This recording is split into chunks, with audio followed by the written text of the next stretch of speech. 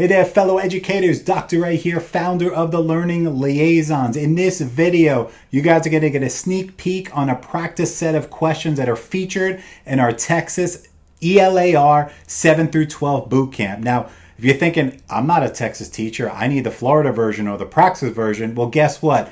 This video will help you because the content is pretty identical across the board on any high school English teacher certification exam. So before we jump into the content, please make sure you like, comment, and subscribe to the video. This way more teachers can see this video when you like and comment. And leading this video, leading the charge, is our ELA Specialist and your ELA Specialist, Mr. Joe Malfara. He's featured in this bootcamp. So if this is something that interests you, let's stop talking and rambling. Let's get to the content.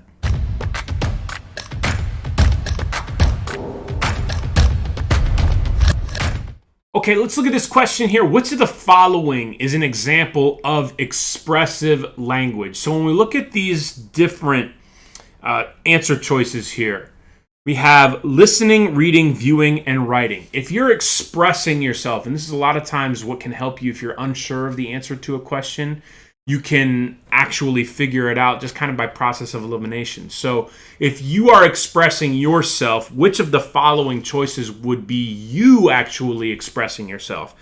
If you're listening, you're actually listening to somebody else, so that one is out. If you're reading someone else's ideas, so that is out. Viewing is also something that you're doing from something else, so that is out, which leaves D as our only correct answer, because you're writing, you're expressing yourself, you are putting down your thoughts and ideas onto paper. So that is why D is our correct answer. All right, let's look at this question here. Choosing a text with a common theme that can be integrated with other content areas is known as. Okay, so we have a really interesting word here with integrated. I see that int prefix, and if what we know about that, we see a couple of different things. So B and C actually look like they might be interesting. Constructivist approach is out because we're not constructing anything from scratch. The interactive approach, yeah, it could be interactive, but I don't like that one either.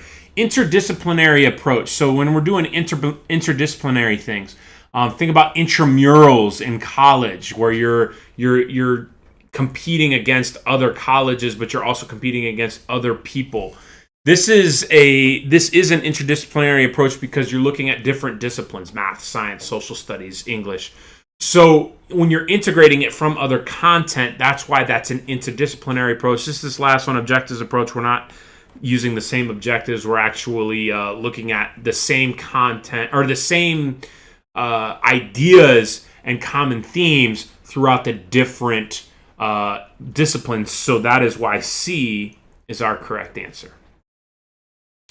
Okay, let's look at this next one. When selecting a reading list for students, what should a teacher consider? Lots of things, obviously. Let's see if we can find any of this. Engagement and reading level. Yes, definitely. We definitely do not want to assign something that is, number one, not engaging, and number two, above or below the student's reading level, which can be kind of difficult sometimes if we have students that are at different levels. So I like A. Let's take a look, though, because I think I see an all of the above answer choice, so it may be all of the above.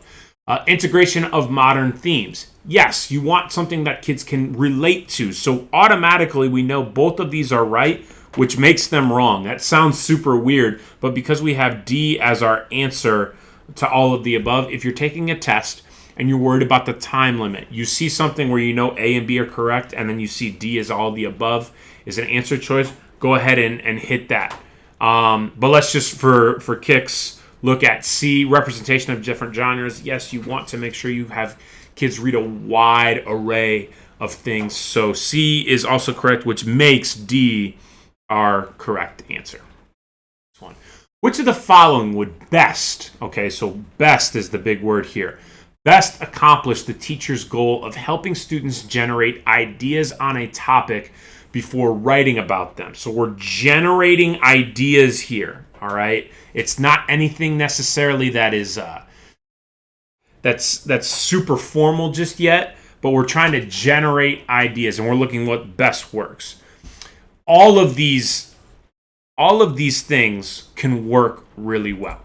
Okay? But we're looking for what's best. Free writing, I like, but that's our first answer. Let's see what our other answers are. Reading an article, not better than free writing. That can help jog some things loose, but it's not always the most engaging thing. Think, pair, share is better than free writing. We're going to X out free writing because not only are you getting ideas from your own brain, but you're also getting ideas from other people. So think, pair, share is big. And then watching a video, again, all four of these are really good strategies to use, but there can only be one that is best, and that is C, which is why think, pair, share is the correct answer. Okay, let's look at this next one here.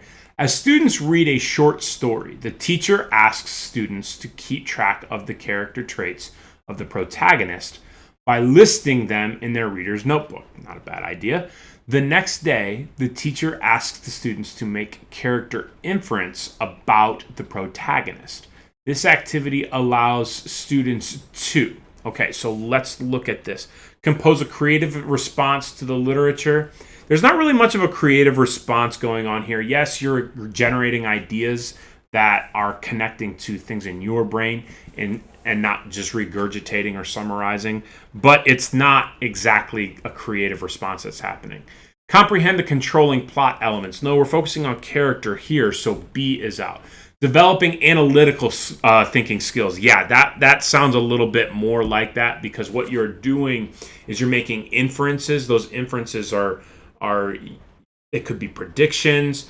They could be character analysis. There's a lot of different things that can happen with there. So you're analyzing a lot based on the character's actions and the traits. So let's just look at D to make sure. Make personal connections to the reading. It does not ask you to do that explicitly. So that is not the answer there. So C is our correct answer. Okay, let's look at this one here. A middle school teacher has students working in a small group while reading an informational text. After reading a paragraph, students pause and verbally summarize the main idea of the text. Okay, good. Then they write 2 to 3 words in the margin, good annotating skills, describing what the paragraph is about. Awesome. A primary benefit of this activity is that it helps students. Okay, odds are these answers are going to be good, but we're looking for the best one here. Connect and build relationships with one another. Very small part of that because you are working in a group. It's the best answer we got so far, and it's not completely wrong, so let's see if there's anything else. Develop receptive and expressive language skills. That's probably even better because if you are working with one another, you're not only receiving other people's language and their ideas and thoughts that are verbally coming from them, but you also are expressing your own thoughts. So A is out and B is our next best answer. Making personal connections to the test, that could happen, but it's not a primary benefit like it says in the question here. So that is out. And summarize nonfiction text.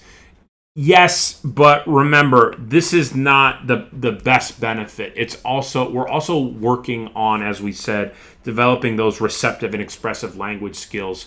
So that is why B is our correct answer. All right, on to this next one here. A high school teacher has a class of struggling readers and writers. She decides to start each class with a read aloud in which students follow along in the text while the teacher reads the passage out loud to the class. Which of the following skills does this activity help the students explicitly and implicitly develop? Okay, so we got explicitly and implicitly here. So we've got an all of the above question here. Remember what we talked about with test taking skills. If the first two are true, then obviously D is our correct answer. Developing accurate sentence structure. Yes, this is happening because you're reading it out loud. You're modeling those pauses that are happening while they're reading aloud. So A is in. Reading fluency and prosody. Yes, that's also happening because you're teaching the kids how to kind of follow along with that. So D is our correct answer. Let's just make sure C is right as well. Just so we can talk about how it relates to the question. Understanding the role punctuation plays in writing. Yes, so just like what I talked about with B before, you're understanding like, hey, there's this length of pause when a comma is happening. There's this length of pause when a period is happening. You're showing like how to phrase questions and exclamation points. I should have said question marks, not questions, but you get the idea. So D is our correct answer. Okay, next question here. When instructing students about composing correspondence, okay, so talking back and forth, it is most important for the teacher to emphasize which of the following, okay? Considering the audience, yeah, that's super, super important. I like that answer a lot right off the jump. Let's look at the other ones. I'll come back to A if that ends up being the correct answer. Maintaining third-person point of view, that's not always super important. Using engaging literary devices is not as important as considering the audience, and the theme is not either. So A is our correct answer. We got to know, based on our audience, what type of language are we going to use?